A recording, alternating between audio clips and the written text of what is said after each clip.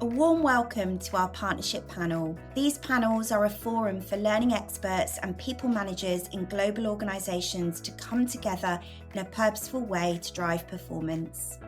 I'm Lucy Phillip and I'm the CEO and founder of Purposefully Blended. We're a boutique consultancy that specialises in developing learning and development professionals and transforming leaders into compassionate coaches. We believe that when learning professionals work in strong partnership and alignment with people managers, that's where learning transfers into behaviour change and performance.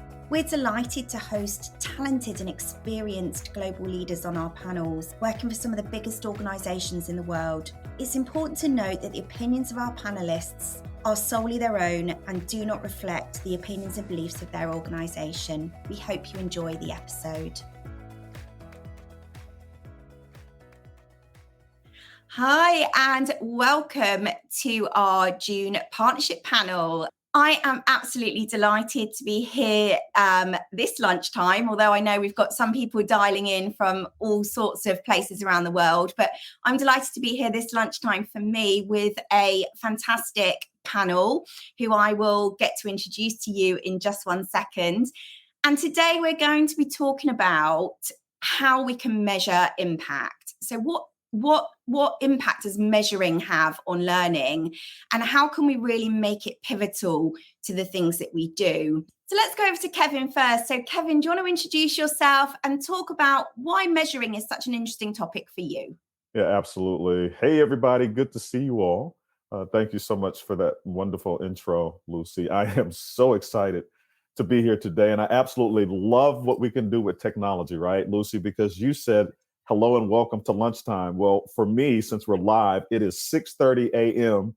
here in the US. I'm right outside of Chicago. So hello, and it's breakfast time for me. So yes, I am Kevin M. Yates. A lot of people know me as the L&D detective, and the analogy there is that Sherlock Holmes, who is also a detective, solves murder mysteries. Well, I solve measurement mysteries, and so that's how I get the name L&D detective. I've been in training, learning, and talent development now for more years than I want to say. I don't want to give my age away. No, about 25 plus years in training, learning, and talent development. I have worked in many organizations and have served in many roles in training, learning, and talent development. And most recently, I would say within the past 10 years or so, I have been narrowly focused on measuring impact and impact analytics. And so my work is focused on investigating, that's the detective work, investigating the extent to which training, learning, and talent development measurably influences and impacts human performance and ultimately business goals. So my work is really around measuring the impact of training and learning. And so that's who I am. That's what I do. I am excited to be here today. So excited to talk about measuring impact. And let's get it going. So Lucy, I'll turn it back over to you. Brilliant. Thanks, Kevin. So there's a little bit of a story attached to Kevin being here today. I was lucky enough to see him at Learning Tech and rushed over to him afterwards like a bit of a groupie and said, I've got fabulous partnership panels. One of the things we talk about is measuring. It's part of my system that I really advocate when I'm supporting the development of training managers. Can you come and talk to my audience about measuring? And Kevin was delighted to come and join us. So thank you so much. I really appreciate you being Sure. here. Happy to be here. So over to you, Jodie. Hi, welcome. I'm really excited also to be here. So I'm also based in the UK, so lunchtime for me. And just picking up on Kevin's detective, I'm also a bit of a diagnostician. I'm not sure if that's a word. I kind of made that up, but doctor of psychology. So very much my PhD is in coaching psychology. I've run a consultancy for well over 20 years, also not wanting to give my age away. So my research interest and my interest in the topic is very much about how do we get more rigor into the work that we do so that we are really clear about what we're measuring, why we're measuring, and all of which is really to improve the outcomes of what we're trying to do as an L&D professional, for HR professionals, really anybody that's involved working with people in the workplace and trying to kind of improve learning outcomes, performance outcomes. If we're not measuring things then how do we know that we're improving these things? So very much coming from an evidence-based approach, and also linking that very strongly in with psychology. So very quick synopsis. Brilliant. Thanks, Jodie. We're going to get a lot deeper into this as the conversation evolves. And what I really love about Jodie's work is that we're looking at measuring not just what's on the surface in terms of the skills and knowledge, but delving a little bit deeper under the ocean or under the bonnet of the car to understand what's going on with people's mindset that really stops them from being able to excel, develop, do the things that they really need to do that will drive performance. So we're going to be delving into that in a little bit more detail. So without further ado, I'm going to get on and talk about measurement and get going with the first question. So I guess the first question when we think about anything is why. So over to you first, Kevin. Why bother with measurement? I believe that we need to measure, and it's a great first question, Lucy. I believe that we need to measure to have an evidence-based approach for informing decisions and taking actions, right? So for me, when I think about measurement, the essence of what we are doing, and let me further contextualize it. So my work is focused on measuring the impact of training and learning on human performance and ultimately business goals, right? So I'm looking at the extent to which training and learning measurably influences human performance in such a way that it helps people use their best skills, use their best capabilities to help the organizations they serve win, which is what I like to call it. So I believe that we have to measure the extent to which training and learning is measurably influencing human performance, because that informs decisions about what we need to continue doing and what we need to stop doing. So for me, through measurement, we reveal where there is learning efficiency and effectiveness. And through measurement, we also have the potential to discover where learning may be falling short of what we needed to do.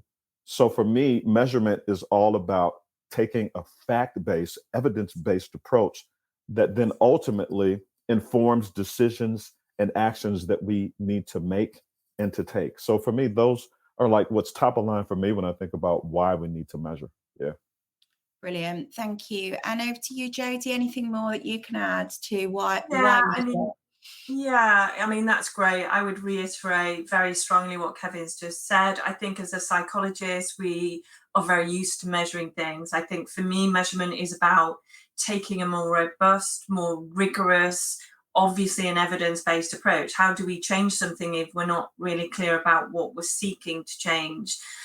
So for me, it's increasing the validity, the consistency, the reliability of what we're trying to impact, influence, change. I think when we're doing any people intervention, we're really talking about change. We're trying to drive change.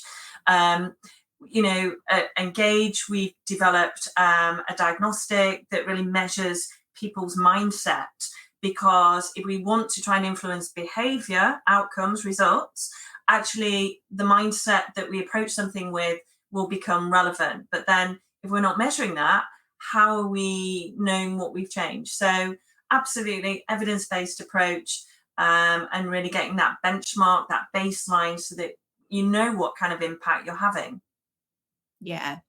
And I think, what I see in my work is, so much investment being put into programs where we're not really clear, or the stakeholders aren't really clear on what it is that's going to be different.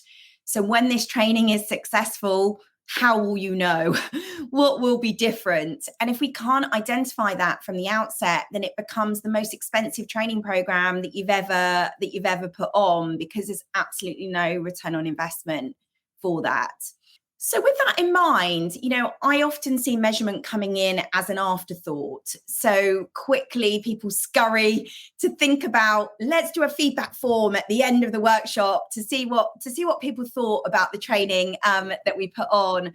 That's probably the place where I see most commonly people defaulting to measurement. But where do you think measurement should start? So I'm going to go to you first, Jodie, with this. Where should measurement begin?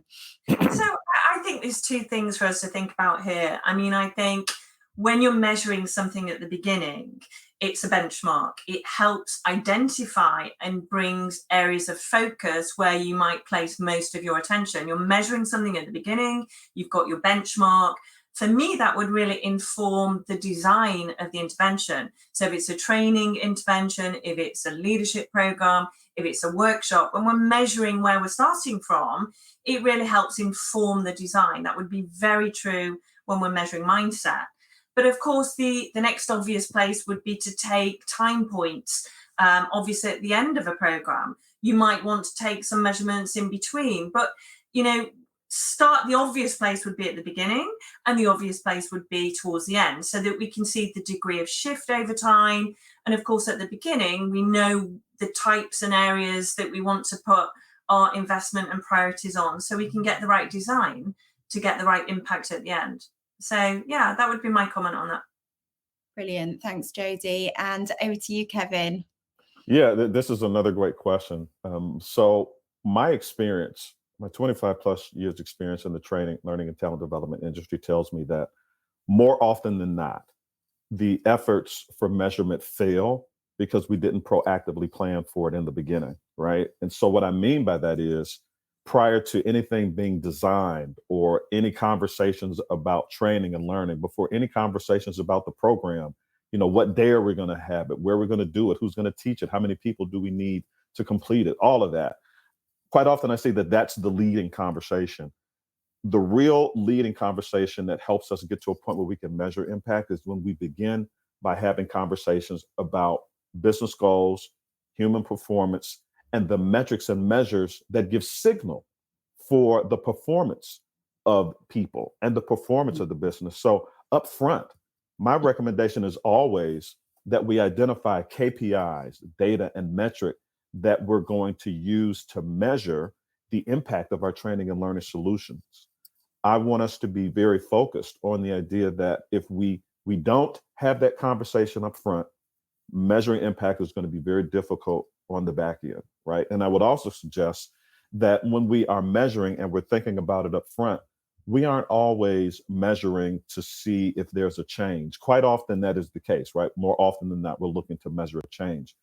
I would also suggest that we're also at times looking to measure the extent to which we have used training and learning to sustain or maintain performance, right? Yeah. So sometimes we're looking for a change and sometimes we're looking to sustain, right? Mm-hmm. And I didn't mean for that to rhyme, but it did. This is not Dr. Seuss. But at any rate, the essence of what I'm saying here is that it's cliche and we have heard it in our industry over and over and over again, right? You have to start with the beginning in mind.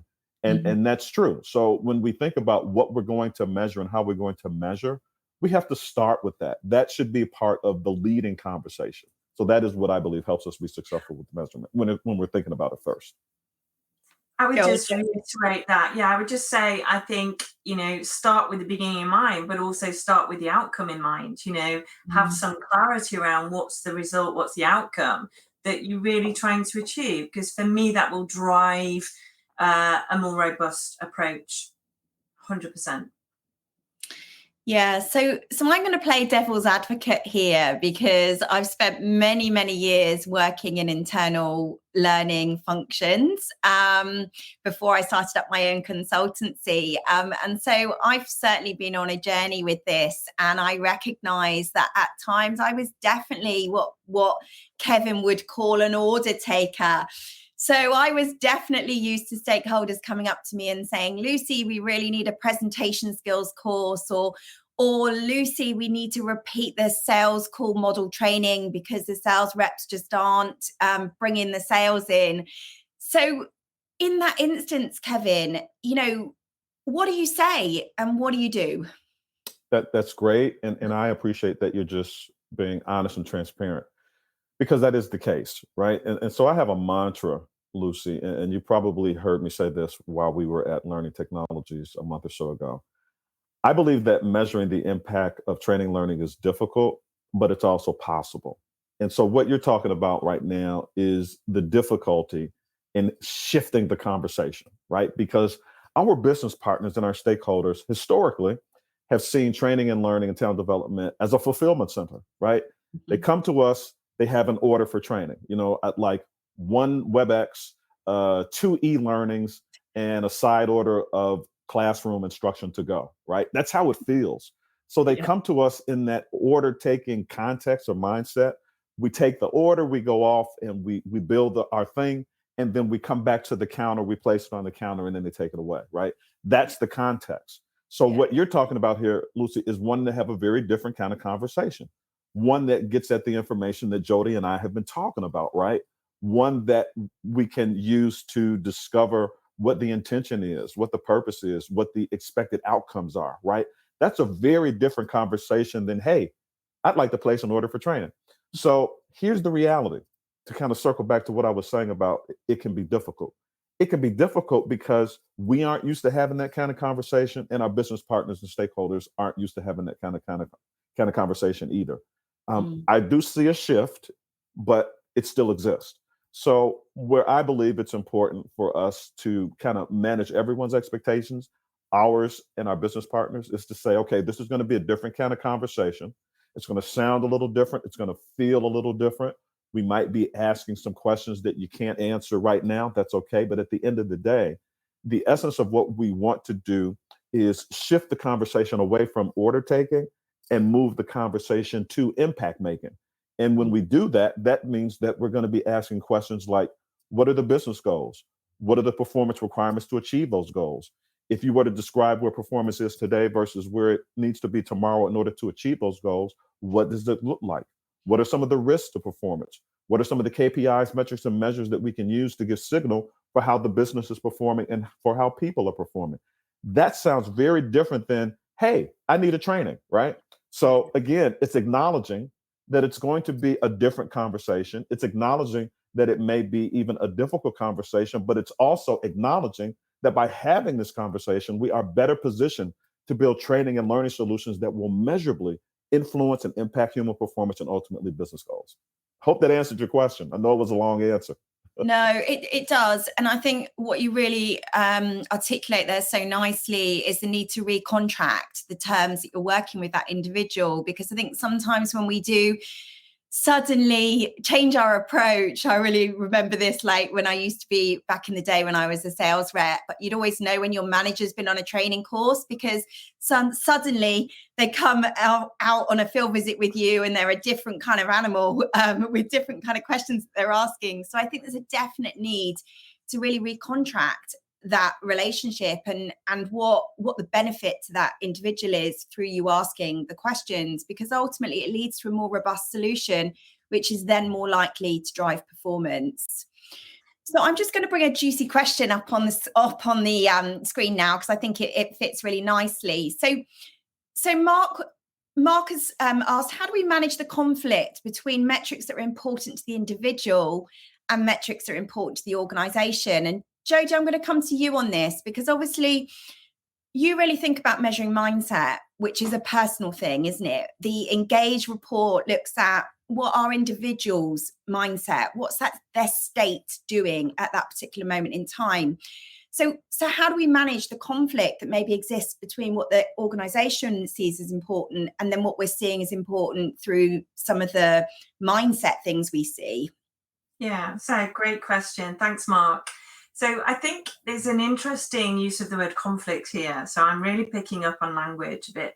So I don't see it necessarily as a conflict. I see it as a great opportunity to align those things. So we really want to be understanding actually individual drivers and how they align and link to organizational strategic goals. And I think when you get the alignment across those two things, that's where you're really going to actually drive, the impact to the maximum. So I think it's important to acknowledge both.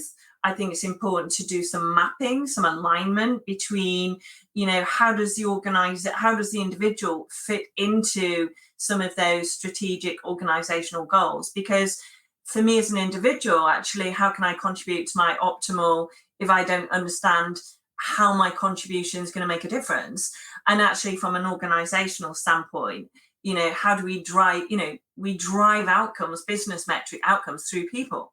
So there's a really missed opportunity if we're not showing more alignment. So I'd probably like to change the word conflict and move that more into how do we get more aligned so that each side of that equation can really understand, you know, their contribution, their role, kind of how they fit together. So yeah, I hope that answered the question a bit there. Brilliant. Thanks, Jodie. And so let's get a little bit more practical here, and let's think about some factors and things that we could measure. So we've got an example here from Naharika. Hopefully I've pronounced that okay. What are the key factors that should be considered when measuring the impact of a leadership development program? And I mean, these are the kind of programs that I'm running all of the time. So it'd be great to kind of hear what are some of the things that we should be thinking about? What should be considered? Kevin? Yeah, I think that particularly when it comes to managing or measuring the effectiveness of leadership development, I think that that really has to start with clear identification of leadership behaviors where we expect to see either a change or a sustainment, right? So by leadership behaviors, I mean some core descriptions around skills and capabilities that describes how leaders are expected to behave, how they are expected to execute, how they are expected to perform, how they are expected to act, right? So you start with identifying what are the core leadership capabilities or the core leadership performance expectations, right?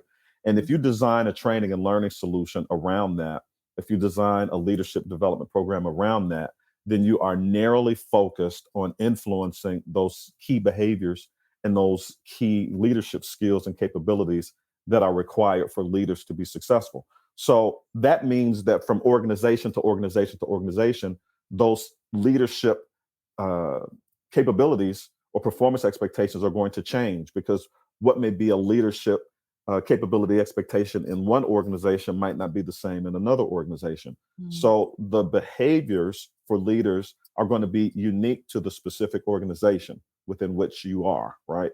So to kind of narrow and focus in on that question, you then want to focus on those key leadership behaviors and capabilities that have been identified for development.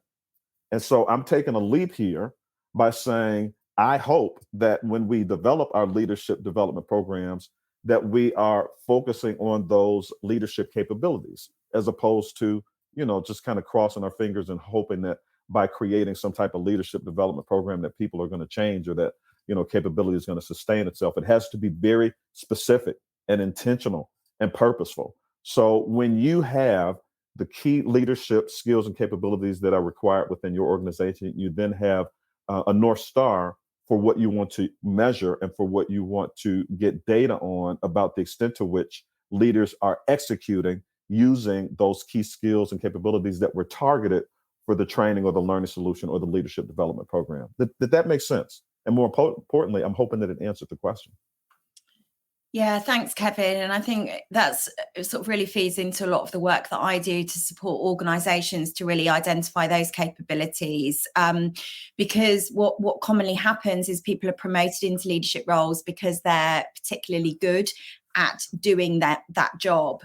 And in the absence of there being any firmly identified leadership skills and some training to support the development of those leadership skills, then people just fall back on telling individuals what to do and instructing rather than inspiring and leading. So I think it all starts with being able to really clearly identify those leadership behaviors that you want to be prevalent in your organization, and then being able to put in place ways that people can develop those skills in a more purposeful way. So thank you. That was a great description. Okay, so I'm just going to now bring up another question here that we've got from Karen. So with business metrics, there could be other factors that impact an improvement in addition to training and learning. I love this question. How do you quantify what change the learning has had in those cases? And thanks, Karen, for raising this, because I think one of the common barriers that we hear to measurement in learning is it's too hard to measure. There's too many other intangible factors. So, I'm really keen to hear what Kevin's got to say about that. Yeah, that is a great question. And it comes up so often. And full candidacy, full what's the word? Oh my God, I'm having transparency, full transparency here. The best way, because the essence of what we're talking about here, Lucy, with that question, the essence of what we're talking about is how do we isolate the impact of training and learning, right?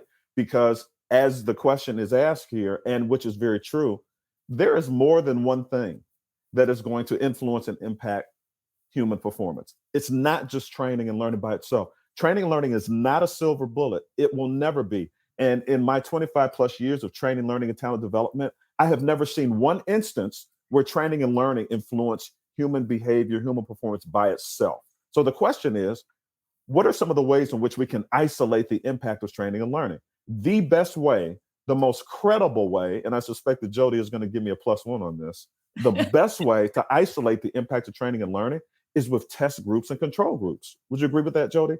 Because, So, and for those of you who aren't familiar with that terminology, when you have a test group, it is the group that, say, gets a training opportunity or a leadership development opportunity or, some type of learning experience, right? That's the test group.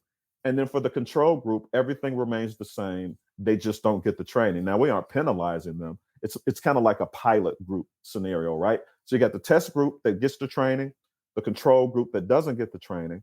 And what you want to then do post-training is compare and contrast the differences between those two. Because all things considered equal, when you do it that way, team, you at least get a strong signal for the extent to which training and learning measurably impacted human performance and business goals. Because again, the test group is going to get the training and the learning. The control group will not. And so then with the test group getting the training, and again, all other things being equal, we want to see if there's any difference with how the test group is performing versus how the control group is performing. And that way we get a really strong, credible signal for how we can isolate the impact and the influence of training. Another long answer to the question, Lucy, but I hope it answered it. Yeah, I would just add something to that. I mean, I think 100% that's a really great, and obviously following very scientific principles there. But I think, obviously that leads very much into the research that I've done, is that I think often where training, leadership, development interventions fall down is that they focus too much on maybe the skill base rather than actually the individual. So when I think about my research, which is very much around mindset, how does our mindset influence what we do, essentially? So for me, I think really paying attention to that, where the individual themselves have some work to do. Actually, we don't increase our self-awareness.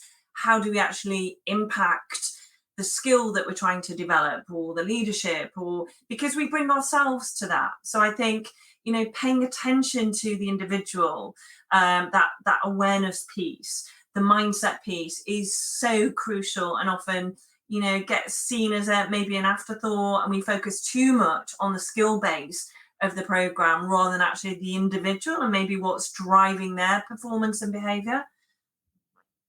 Yeah, thanks, Jodie. I think that's really key. Karen's saying that Kevin's advice was a great way of isolating the impact of the training. And I think for me, if we keep it really simple, because there's probably some people in our audience that are thinking control groups, isolating, gosh, that sounds like it's quite hard, and I haven't got time for that. I've barely got time to do the job that I'm being asked to do. I think for me, the practical part of that is, how do we isolate, is by asking the right questions from our stakeholders when they first come to us with the orders, to really scratch below the surface and understand what are the factors at play. Because there's no doubt on the long list of factors that are at play, there are some things that don't even fall into the learning and training remit. So unless we're asking the right questions, we can be taking on a massive burden within learning and training, taking it all on our shoulders. The stakeholders happily share the burden and hand it over to us because they can then step away from it. But actually, it needs to be something that we jointly hold, and that we jointly explore, because some of the things will need to be met in other ways. And I think the more we can have aligned team approaches and address things in partnership, then there's less need for us to really isolate the part that training plays, because actually we're approaching it as one team. where we're all really focused on what is this outcome that is going to drive performance, and we're jointly owning the accountability for that.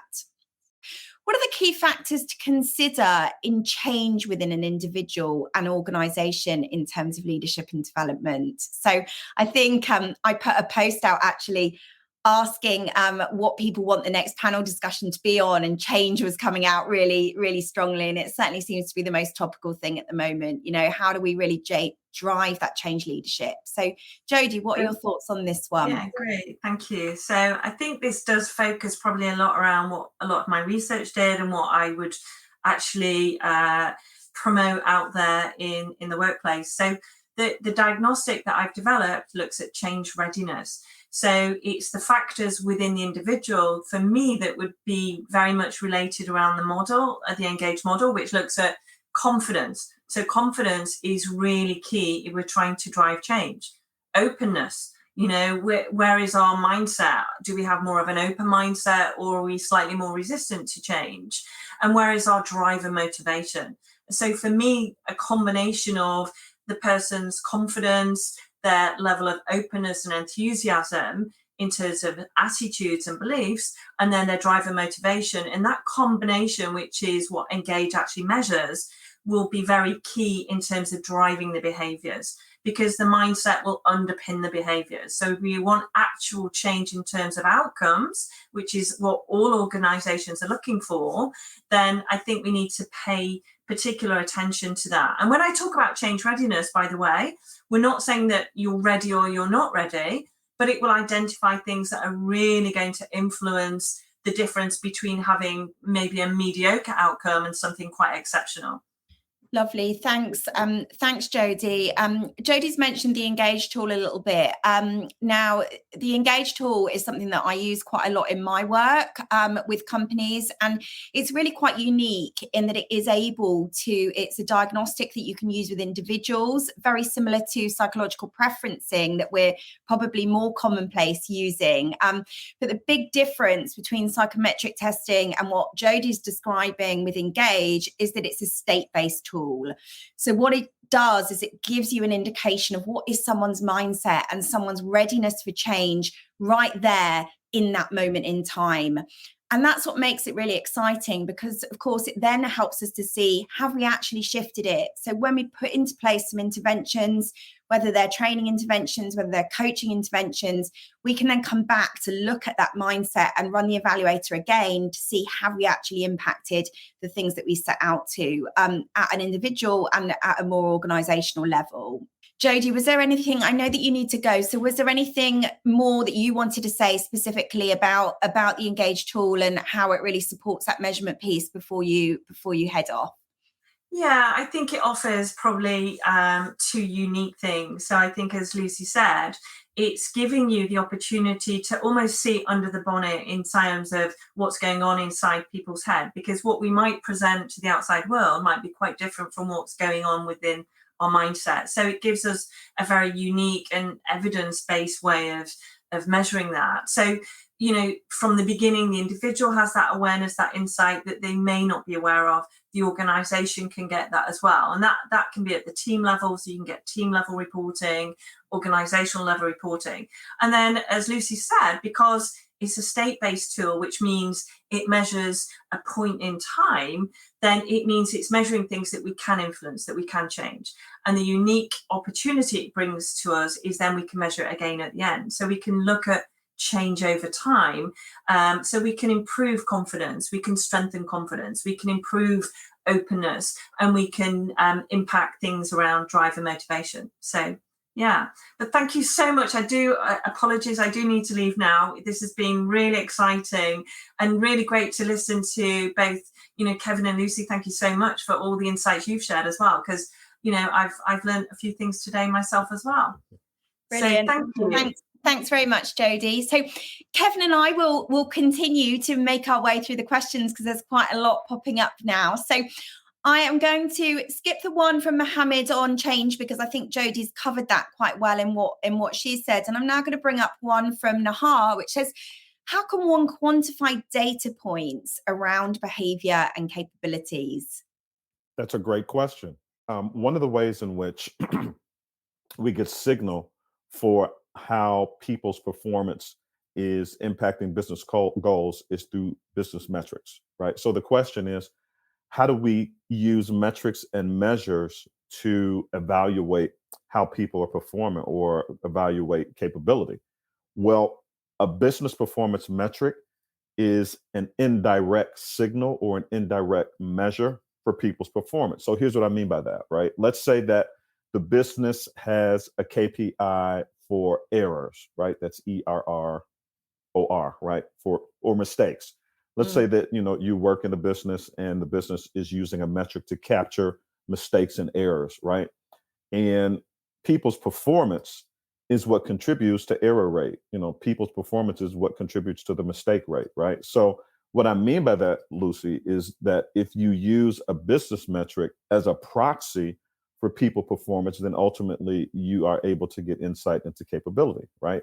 Let's use another example. Let's say that you work in a call center, right? And there is a call center metric for average calls answered per hour, right? Well, that's a people performance metric. That's a metric that gives insight into people's capability, right? So that's going to give you a signal for how many calls people are answering within an hour, which is ultimately a business metric or a business KPI. So the essence of what I'm saying is that there may not always be a direct metric or measure for human performance or human capability, but more often than not, there is a business performance metric that is a reflection of people performance, right? So then you ultimately can use that as a proxy for evaluating capability. Did that answer the question? Do you think, Lucy, did it make sense? Yeah, I think it does, Kevin. And I think sort of put in simple forms, when a stakeholder comes to me and they say, so in my consultancy work, if a stakeholder comes to me and says, I think we need a presentation skills course, or I think we need negotiation skills, one of the things I always say is, how do you know? So it's a very, very simple question. How do you know that that's what you need? And that's often then how you identify these proxy measures, because they might say, the reason I know is because when I go out and view people in my team delivering presentations, I see the engagement of the people in the audience being very low. Okay. So immediately there, we've identified a potential measure. Yeah, we might need to scope it out a little bit more to kind of say, how can we quantify that measure? But you're starting to already get your signpost to where your clues are coming from, to use Kevin's Sherlock analogy. Yeah. And I'll also add to that, in addition to using business performance metrics as proxy measures for human performance, you can also use qualitative data, right? And a good example of that would be like our 360 measures and our 360 data that we get when we want to measure, say, leadership behavior, right? That ultimately gives us data that is a view into the perception and opinion, right, of people about a particular leader. But it's data nevertheless about capability, and more specifically in that example, it's about leadership capability.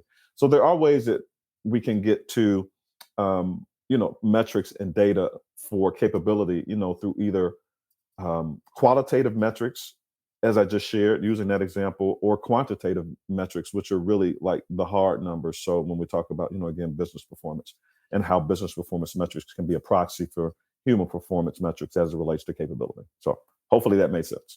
Yeah. And I think if we go back to what you were saying, Kevin, about really being able to identify what are the capabilities. So what are the behaviors and the capabilities that we think really drive performance? Once we've identified those, we can create simulations as well. So what I mean by that is, we can create a role play brief, or we can create a scenario where we can then test people against that. So that's when we start to be able to really benchmark what were the skills versus those capabilities and behaviors when we first started out. And then let's benchmark them again at the end to see, have we actually impacted with the training that we've delivered? And then once you can do it in a simulated environment, how can I then work with my stakeholders to ensure that that is then applied and embedded in whatever it is that you want them to do as an output of that? Good example. Yeah.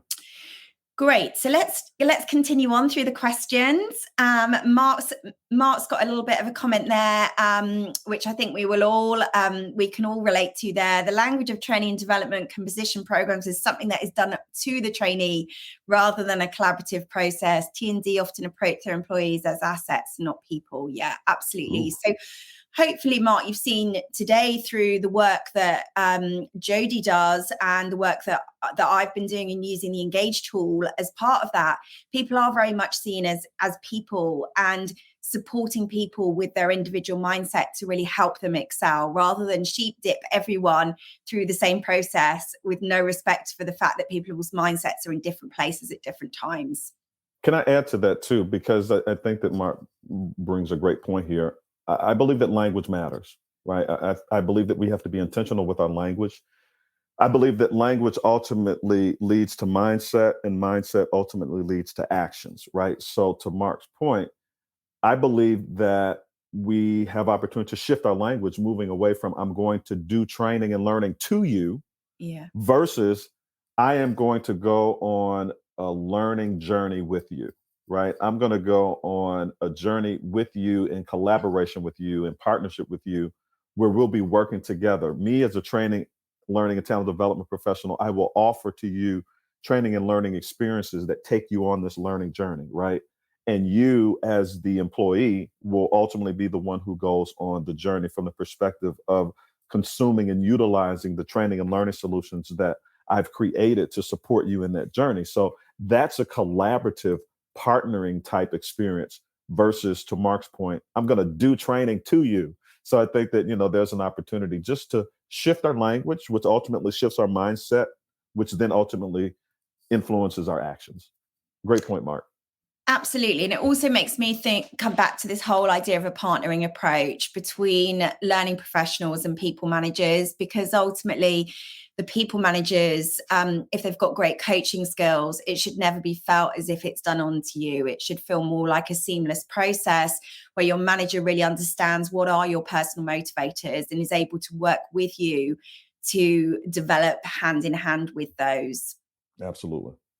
So Teresa says that asking the right questions is tough and it also requires skills. So Kevin, what are your top tips on how to be in good rapport but still ask great questions? Yeah, and that is a true point, right? Asking questions, particularly those questions that our business partners and stakeholders aren't used to hearing from us, it is difficult. I think it's difficult on both ends, right? It's difficult on our end because we aren't used to asking performance-focused, performance-first kinds of questions. We're kind of used to just responding to, I need a training. I need that training to be next week. I need you to train people on XYZ, right?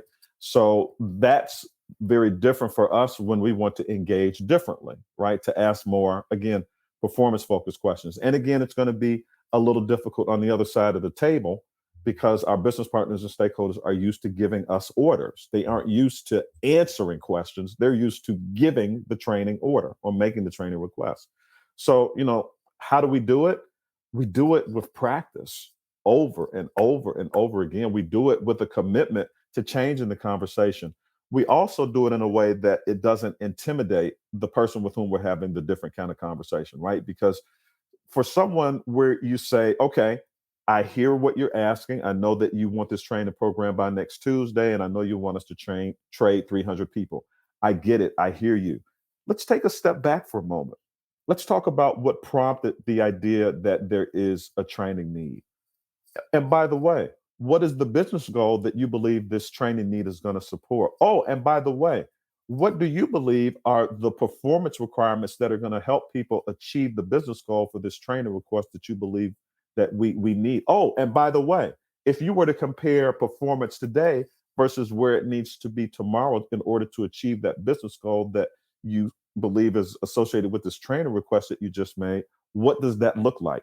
So with that example that I just gave, Lucy, it's always acknowledging that someone came to you with a training request, but it's also kind of bringing them along in a different direction by tagging in some of those questions about business goals, performance requirements, comparing and contrasting performance. So as a strategy, I believe, and I hope that I did just give an example of how you can acknowledge the tradition of training requests, but also include in that conversation the nuances of trying to get to what the performance needs are and what the business goals are. Did that help? Did it make sense? Yeah, I think it's great, Kevin. And I think, do you know what? I think the role of people in training has really developed over time. And that was the whole backbone of me creating the impact system that we use at Purposefully Blended, because it was recognizing that actually what's required from a learning partner is so much more than just being able to impactfully deliver training.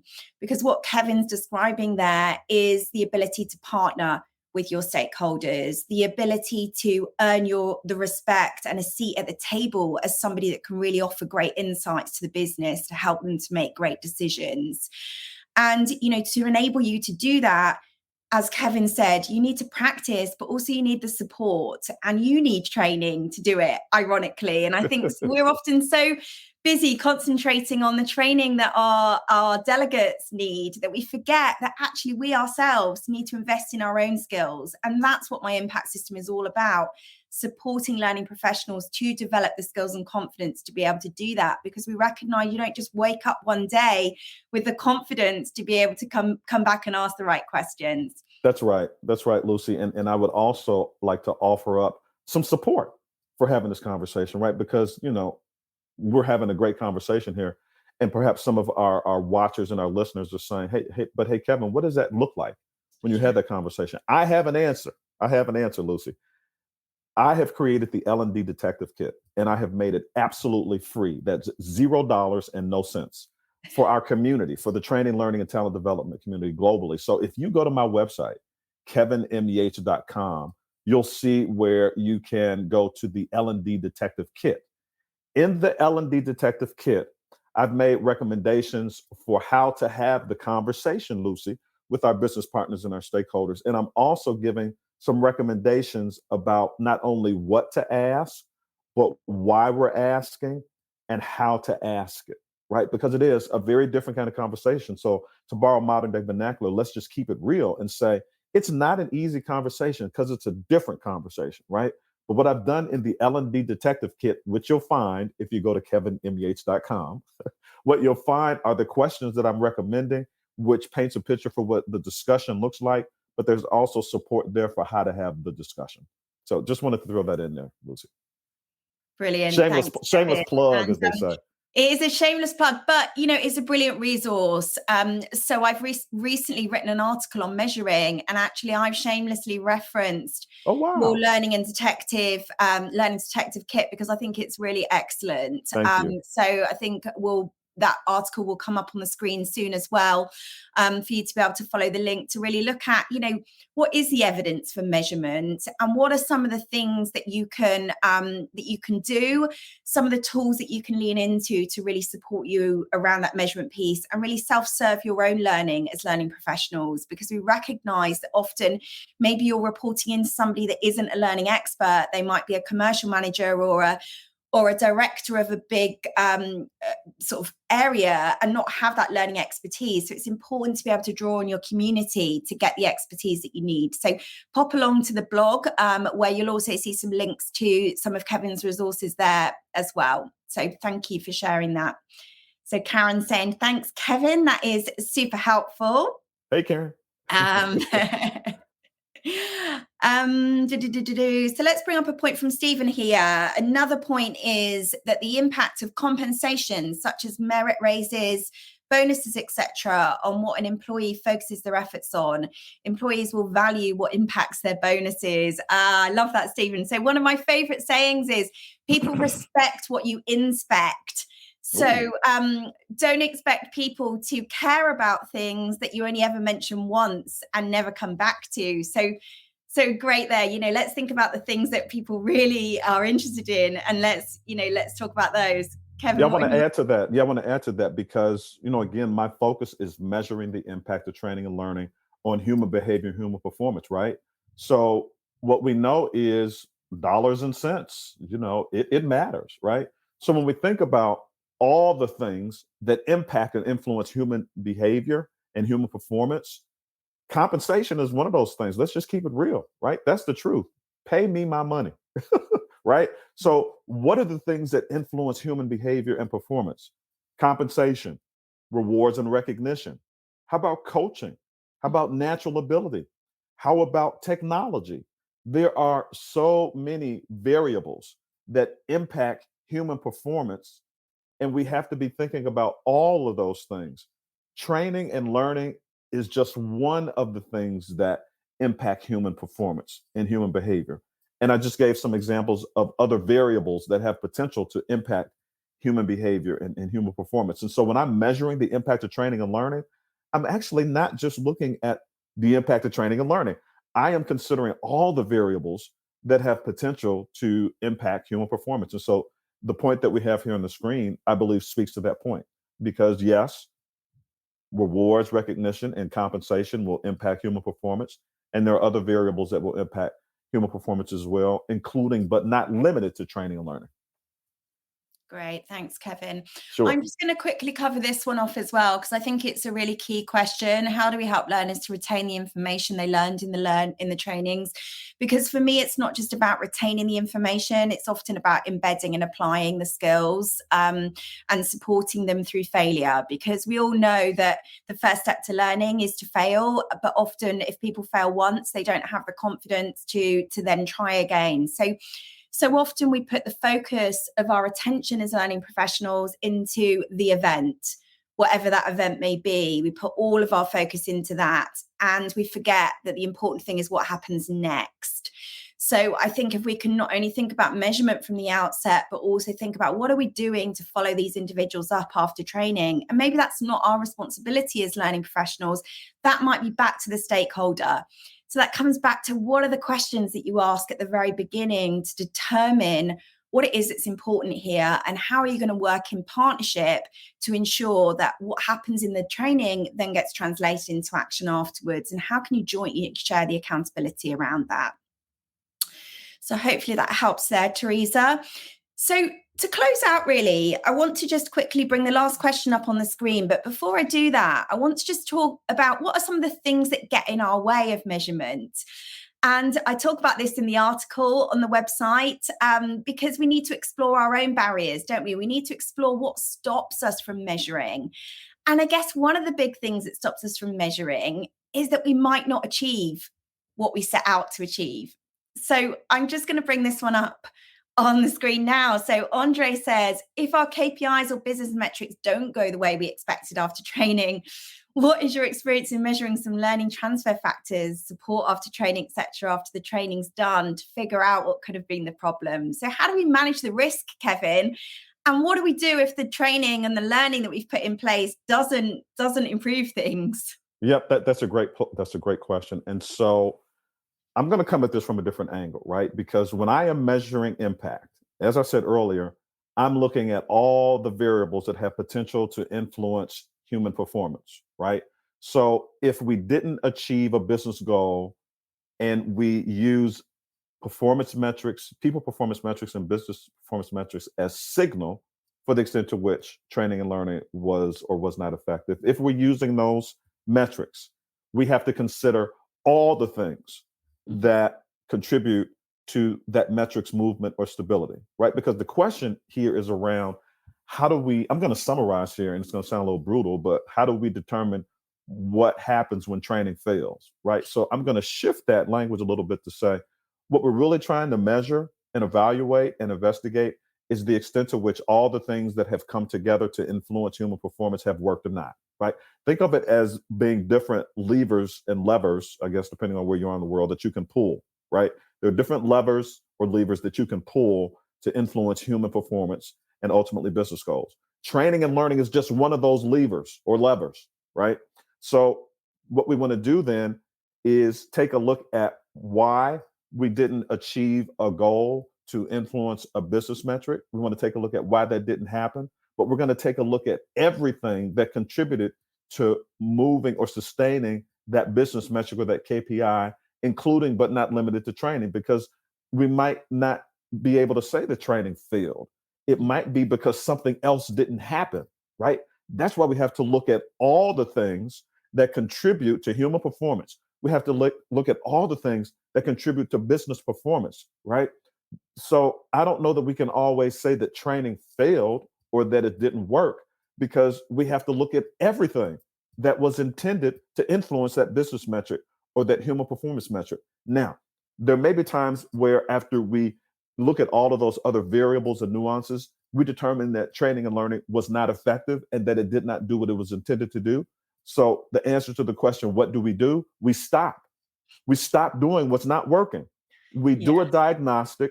We go back and take a look at how we can improve that training or that learning solution or that training and learning experience. And then we try it again.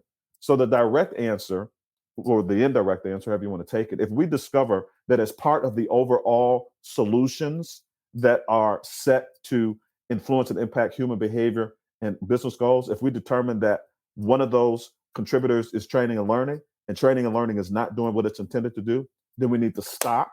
We need to hit the reset button, and we need to figure out how to position, redesign, recreate training and learning so that it does what we need it to do.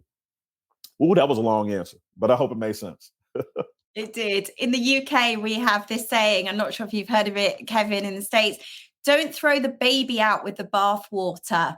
And what that means is... We got that saying here too, Lucy. Yeah. So, so often I think within the corporate environment, we scrap everything and we start again.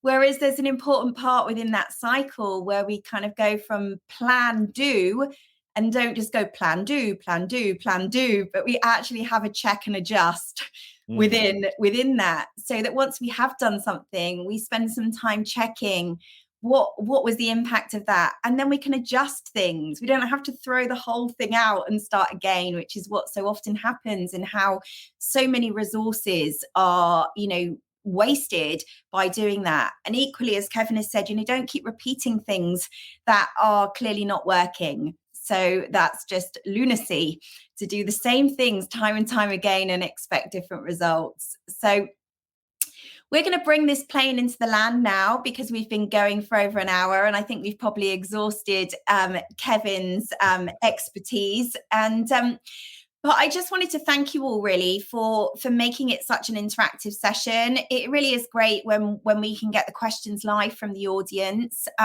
So continue to comment on the live stream, share with us your insights, and we can come back and answer those afterwards in the comments.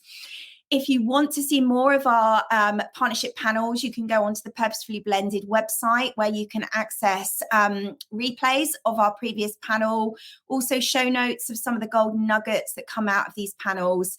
And make sure you subscribe to the Purposefully Blended newsletter on LinkedIn, and then you can ensure that you never miss another purposeful panel.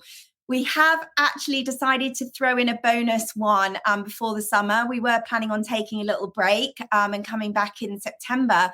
But because everyone's been enjoying them so much, we've decided that we're going to do a bonus one in July. And I have got a survey on my profile asking people what they would like that one to be. So if you want to have input into that, please go along and make sure you vote as to what would be of most interest to you.